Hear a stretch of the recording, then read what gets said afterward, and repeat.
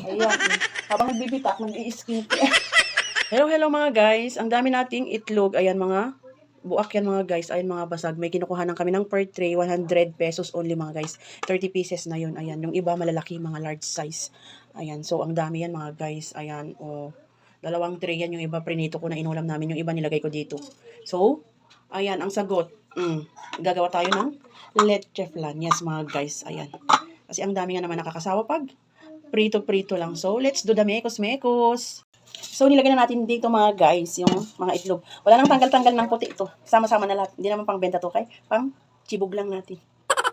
Ang dami. Diyos ko po, nakakasawang itlog mga guys. Itlog sa gabi, pati ba naman sa umaga, tanghali, hapon.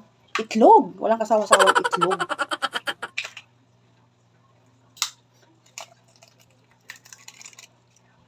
Ang dami.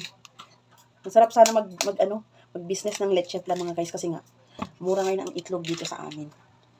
Kaya may kakilala si Paribay na titinda ng itlog mga guys doon sa malapit sa trinatrabahuan niya. Kaya kada linggo, kumukuha siya ng isang tray. Pero ngayon, dalawa yung kinuha niya. Siyempre, alam mo, pangpaganda na rin ito mga guys. Oh. Yung ano niya. Libreng skincare. Ayan oh. Siyempre, yan. Pampawala ng wrinkles mga guys. Diyos ko po. Mahal magpa-skincare. Kaya, dito na lang tayo sa mall. Ayan. Habang nagbibitak, nag-i-skincare. Diyos ko. Lansa ko na. Libre skincare to mga guys.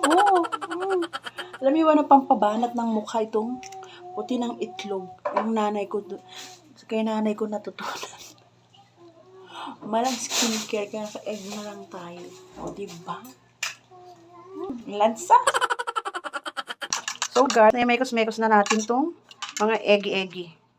Ilagay na natin yung, yan, evaporada. Ay, ang dami. Siyempre, itong pampatamis. Ayan. Mano-mano lang tayo mga guys. Mekos-mekos ulit. So, guys, mag-caramelize na tayo dito sa langganita na maliit. Dito natin ilalagay yung ating leche flan mga guys.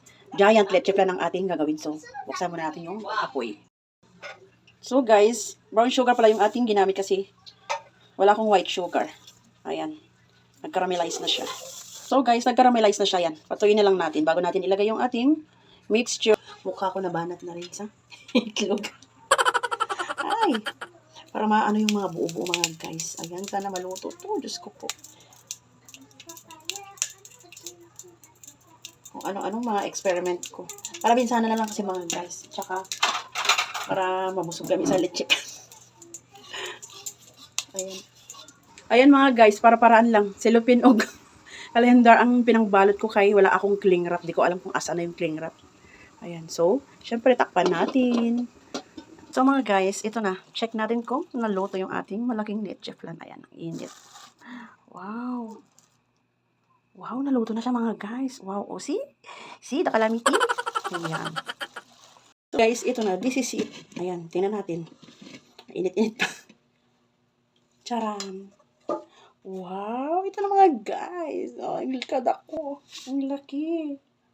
Iwain natin mga guys. Tingnan natin kung smooth. Wow, smooth. Wow naman. Yung mga guys, oh. Oh, diba?